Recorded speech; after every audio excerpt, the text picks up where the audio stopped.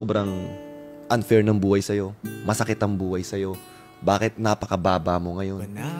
Tapos, you try to compare yung ibang tao, di ba? Na sila, ganto, nasa taas, masarap yung buhay nila. Tayo na lang, sinasabi ko yung mga, lalo yung mga nagdaan talaga sa hirap. The more na nagdadaan ka sa hirap, tandaan mo, mas lasa mo yung tamis ng tagumpay. Yung yakap ko doon sa nanay ko, na for 31 years, hindi ko siya nayakap. Yun ang pinakamasarap na yakap na naranasan ko sa buong buhay ko. Dahil doon sa pain na naranasan ko nung mga panahon na nagdudusa. Uma!